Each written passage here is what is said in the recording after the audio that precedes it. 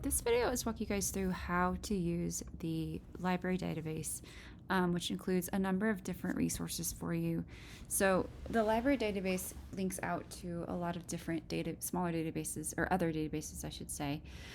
So some of these are very specific to, say, a field like this one. Or the history one.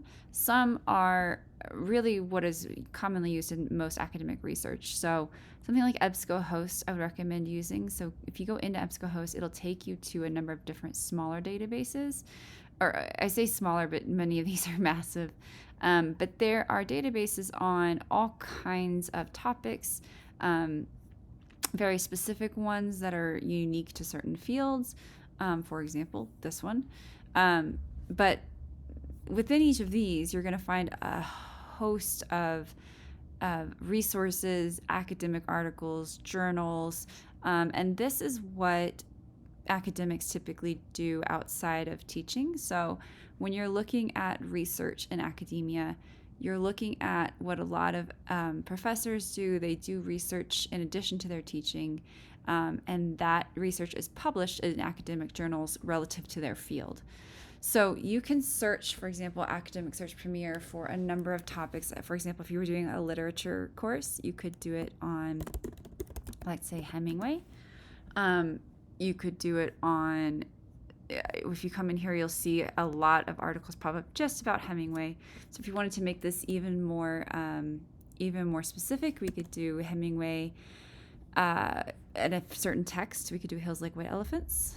So we'll search that and we'll see that there's a number of journals here. So each of these articles talks about different things. So if I wanted to narrow the search even more, I could do symbolism. Let's see what pops up. Just a couple of articles. But if I click into an article, so first off, you can always view the full PDF text of the article if it's available here. So you just click into that and then you'd be able to view the full article from the journal itself. But when you click into any article on a database like this, you'll always see the author, you'll see an abstract, so you'll see information about what is the article about. So you can kind of quickly just glance at it and see if it does fit your needs. If it doesn't fit your needs, you can go back and continue searching. But say I saw this one and I thought this fits exactly what I need to talk about, I would just click into the PDF text. And then a recommendation for you guys is some of these articles are short, some of them are quite lengthy. So the thing about academic research is that you don't necessarily have to read everything word for word. So the research that the search and find that you do at the beginning, where you look at the abstract, you look at the author, you look at the source material, is it relevant to what you need to talk about? Come in, and then I highly recommend you just kind of skim the first couple of pages just to see, does this fit with what I need? If it doesn't fit with what you need, go back and continue searching.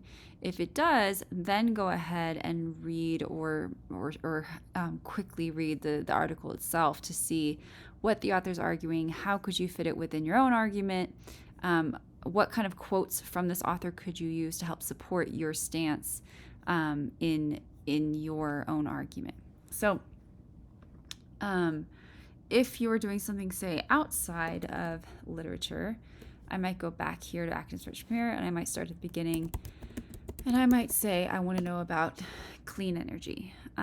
So I can come in and I can see and I can look kind of quickly at where this was published, when it was published, is this relevant? If this is an article from 10 years ago, it's probably less relevant to my argument than something that is within the last couple of years or last few months. Also, I want to make sure I look at the source material. So is it from a periodical? Is it from an academic journal?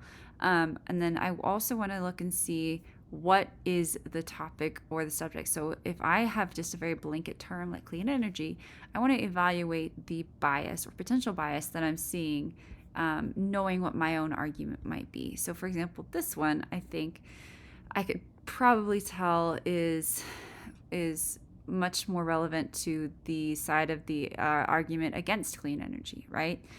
Just a quick view of this, and the title tells me that that's probably not going to help support the view that I have on my argument, which is that I'm arguing for increased funding for clean energy, or whatever it might be. So I'm going to continue looking down, and I might go until I find something something else a little more relevant. Something like this, let's say. I have no idea if this would be useful or not, but I'm going to come in and I'm going to look quickly at the abstract. I'm going to see, okay, this has to do with rural residents and clean energy and heating. And this could somehow fit my argument about the need for clean energy. So I'm going to go ahead and look at the PDF and decide, what quotes in here may or may not be useful to me with my argument, or stats or figures or whatever it might be.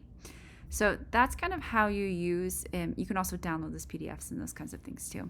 So that's kind of how you use a library database. Like I said, the goal is to make sure you first evaluate the source material as you're doing your research to see if it does fit or not fit with your argument. Look for the actual publication location, look for the dates that is published, look for potential bias from the author one way or another, and then go in and read the abstract, and lastly skim the actual text itself. So if you guys have any questions, let me know, but otherwise go ahead and move on to your next assignment.